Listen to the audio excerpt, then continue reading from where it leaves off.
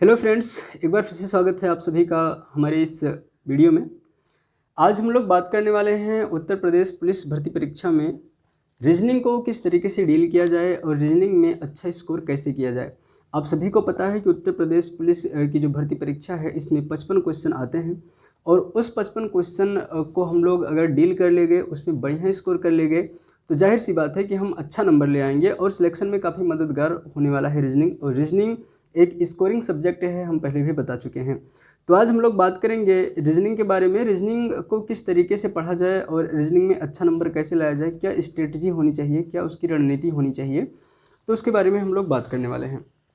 तो सबसे पहले बात करते हैं कि जो लोग अभी रीजनिंग में जो है काफ़ी वीक हैं, उनका रीजनिंग पूरी तरीके से बेस क्लियर नहीं है, रीजनिंग का सिलेबस कंप्लीट नहीं है, तो उनके लिए मैं कुछ बात करना चाहूँगा। सबसे पहले बात करेंगे कि हम लोग जो यूट्यूब के सोर्सेज हैं हमारे पास, यूट्यूब के सोर्सेज में हम उसको किस तरीके से यूज़ कर सकते हैं, कहाँ से कौन सी क्लास को अटेंड कर सकते हैं।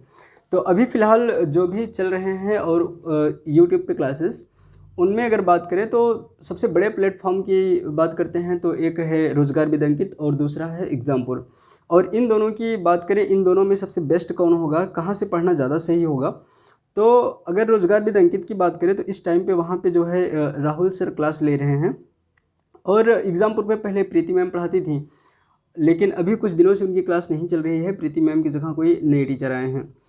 अगर इन दोनों की बात करें, दोनों प्लेटफॉर्म में कंपैरिजन करें तो उस हिसाब से जो रोजगार विद अंकित में राहुल सर पढ़ा रहे हैं वो काफ़ी स्टेबल तरीके से पढ़ा रहे हैं और कॉन्सेप्ट को काफ़ी अच्छे से क्लियर करके पढ़ा रहे हैं। तो जिनको किसी किसी टॉपिक में दिक्कत हो रही है वो उनकी क्लास को अटेंड कर सकते हैं बढ़िया आराम से, उनकी प्रैक्टिस भी अच्छी हो जाएगी।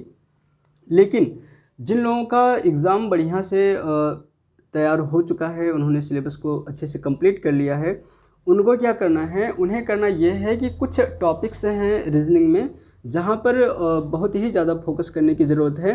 क्योंकि अगर आप लोग उस टॉपिक को पहचान करके और उसके हार्ड क्वेश्चन की प्रैक्टिस करेंगे तो जाहिर सी बात है आपको ये एग्ज़ाम में काफ़ी ज़्यादा हेल्पफुल साबित होगा। तो उसमें बात करें जैसे कि वर्णमाला में कोडिंग डिकोडिंग तो अटैच होकर के आता ही है, वो तो करना ही करना है, लेकिन कुछ और भी टॉपिक हैं जिनका हम जो है आपको स्क्रीन पर क्वेश्चंस दिखाते रहेंगे और उनके किस टाइप के क्वेश्चन में हमें ज़्यादा मेहनत करने की ज़रूरत है, उस पर ज़्यादा फोकस करने की ज़रूरत है और किस तरीके से समझना है, हम उसकी बात करेंगे। तो सबसे पहले मैं आपको एक बुक प्रीफर करना चाहूँगा जो आप स्क्रीन पर देख सकते हैं। ये बुक रोजगार विद अंकित ने बहुत पहले लॉन्च किया था और अभी भी ये बहुत ही ज़्यादा कारगर साबित है। अगर आप लोग इस बुक से पढ़ाई कर रहे हैं, इस बुक के सारे क्वेश्चन को कर रहे हैं, सॉल्व कर रहे हैं, तो ये काफ़ी ज़्यादा आपके लिए हेल्पफुल साबित होने वाला है। इस बुक में जो है रीजनिंग के वो सारे टॉपिक्स, वो सारे लेवल के क्वेश्चन दिए गए हैं जो यूपी पुलिस भर्ती परीक्षा में आए हुए हैं। और आगे अगर डिफ़िकल्ट थोड़ा और पेपर होता है तो भी आप रीजनिंग इसी बुक से बहुत आराम से कर सकते हैं। इसमें जो है सबसे पहले हम बात करेंगे सिलॉग की। सिलॉग में जैसे कथन निष्कर्ष हो गया, कथन निष्कर्ष के साथ साथ आपके पास जो है पूर्व धारणा आती है, कार्यवाही आती है।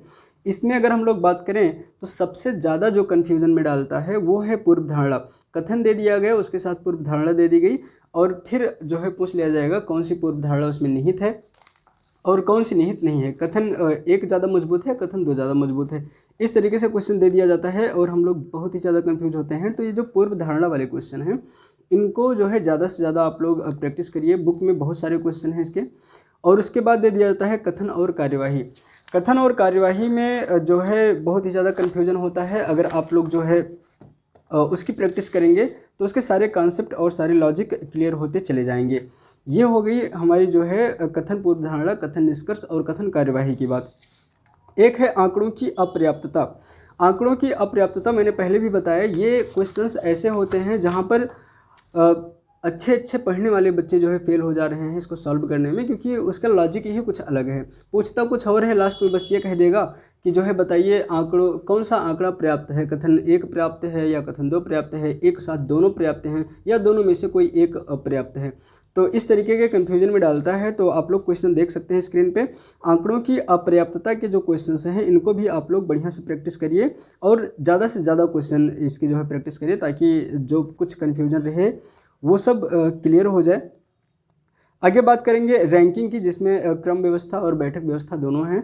लेकिन इसमें क्या है कि क्रम व्यवस्था के कुछ क्वेश्चन तो आसान होते ही होते हैं, लेकिन जो बैठक व्यवस्था है ये बहुत ही ज़्यादा कन्फ्यूजन में डालता है। इसलिए बैठक व्यवस्था के जितने भी क्वेश्चन हैं आप लोग उसे बढ़िया से तैयार करिए और एक लेवल मेंटेन करके चलना ही है आपको, ये तो आपको पता ही है।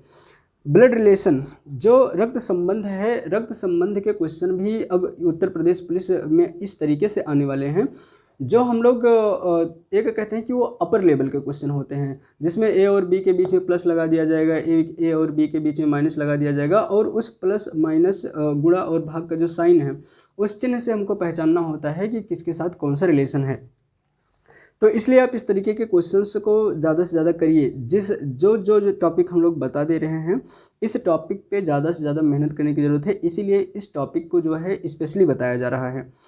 और साथ में जो है अब ब्लड रिलेशन हो गया, ब्लड रिलेशन के वो टॉपिक जो मैंने अभी आपको बताए उसी टाइप के क्वेश्चंस को आपको सॉल्व करना है। फिर आता है परिस्थिति विश्लेषण, और परिस्थिति विश्लेषण एक डाटा दिया जाएगा, 5 क्वेश्चन दिए जाएंगे, इसलिए उस डाटा को डील कैसे करना है।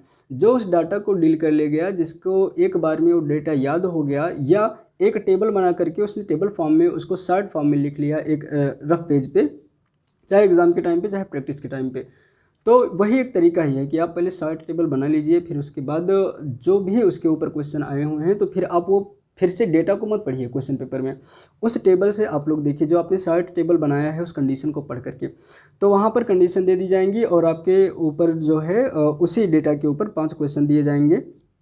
ये चीज़ आपको करना है, इसका प्रैक्टिस बहुत ज़्यादा करना है। और फिर है डीआई। डीआई वैसे मैथ का भी पार्ट है, लेकिन डीआई को रीजनिंग का भी पार्ट माना जाता है, तो आप लोग डीआई को अच्छे से करिएगा, क्योंकि जो है डीआई बहुत ज़्यादा कंफ्यूज भी करता है। नेक्स्ट है दिशा परीक्षण। दिशा परीक्षण के वैसे तो क्वेश्चन बहुत ही ज़्यादा नॉर्मल होते हैं और आप उनको बहुत आराम से टैकल कर सकते हैं, लेकिन दिक्कत यह है कि उत्तर प्रदेश पुलिस जो बोर्ड है इसने इस तरीके से क्वेश्चन बनाया है कि लेंदी हो गया है, पढ़ने में दिक्कत हो रही है ना। तो इसलिए जो है आप ये जो बड़े बड़े क्वेश्चन हैं, क्योंकि जो है पढ़ने में टाइम ज़्यादा वेस्ट होगा, और अगर आपकी प्रैक्टिस नहीं रहेगी तो आप नहीं समझ पाओगे इसको कितना जल्दी पढ़ना है, उसमें कौन सी चीज़ें जो है जिन्हें पॉइंट आउट करना है, और फिर आपको तुरंत जो है आंसर पे पहुंच जाना है। इसलिए दिशा परीक्षण के ऐसे क्वेश्चन जो आप स्क्रीन पर देख रहे हैं, इस टाइप के क्वेश्चंस को ज़्यादा से ज़्यादा प्रैक्टिस करिए। फिर आती है सीरीज़ यानी श्रृंखला। ये 2 टाइप का है, एक होता है नंबर सीरीज और दूसरा आता है फिगर सीरीज़। जो नंबर सीरीज़ के क्वेश्चन होते हैं इनको आपको बढ़िया से पढ़ना है, और ज़्यादा से ज़्यादा जब आप लोग इसके क्वेश्चन को प्रैक्टिस करेंगे तो उसमें आपको एक चीज़ देखने को मिलेगा कि आपके वो सारे लॉजिक क्लियर हो जाएंगे कि सीरीज़ अगर बनाई जाती है उसमें कोई नंबर लुप्त कर दिया जाता है या उसमें गलत पद बताना हो तो किस किस लॉजिक बेस पे वो क्वेश्चंस बनाए जा सकते हैं, ये कॉन्सेप्ट क्लियर हो जाता है। इसलिए जो है नंबर सीरीज़ को बहुत बढ़िया से करना है। और जो फिगर सीरीज़ है, फिगर सीरीज़ आपको बुक में बहुत सारे क्वेश्चन मिलेंगे इसके, तो एक चीज़ मान लीजिए कि अगर आपका बेसिक क्लियर है तो आपको इस बुक के साथ ही तैयारी करनी है, ज़्यादा इधर उधर मत भटकिए, कोई मतलब नहीं है। बुक से आप अपने टॉपिक को उठाइए, उसके सारे क्वेश्चंस को देखिए, थोड़ा अप लेवल तक जाइए, और उसके बाद सीधा आप लोग प्रैक्टिस, और प्रैक्टिस के बाद एग्ज़ाम में बैठना है। तो ये सारे टॉपिक जो अभी मैंने आपको बताए, इसको आप लोग बहुत बढ़िया से क्लियर कर लीजिए, क्योंकि अगर आपको रीजनिंग में 55 में 50 प्लस करना है तो आपको कुछ स्मार्ट तरीका ही अपनाना पड़ेगा। इसलिए जो है आप लोग मेहनत बढ़िया से करिए, है ना। और आगे की जो भी स्ट्रेटजी और होंगी अलग अलग सब्जेक्ट की, चाहे वो हिंदी हो, जीके हो या करंट अफेयर्स हो, इन सब की बात हम लोग करेंगे। साथ में मैथ्स की बात करेंगे, कहाँ से पढ़ा जाए, कैसे पढ़ा जाए, प्रैक्टिस कहाँ से की जाए, जिनका बेसिक तैयार है वो क्या करें और जिनका बेसिक तैयार नहीं है वो कहाँ से क्या करें, उन सारी चीज़ों के बारे में बात की जाएगी। लेकिन आज मैंने सोचा कि रीजनिंग के बारे में बात की जाए, क्योंकि रीजनिंग इसके नंबर ऑफ़ क्वेश्चंस बहुत ज़्यादा हैं, और अगर आप लोग इसमें बहुत अच्छा परफॉर्मेंस कर ले गए तो ये आपके सिलेक्शन में सबसे ज़्यादा हेल्पफुल साबित होने वाला है। तो मिलेंगे अगली वीडियो में, तब तक के लिए बाय बाय, टेक केयर, जय हिंद।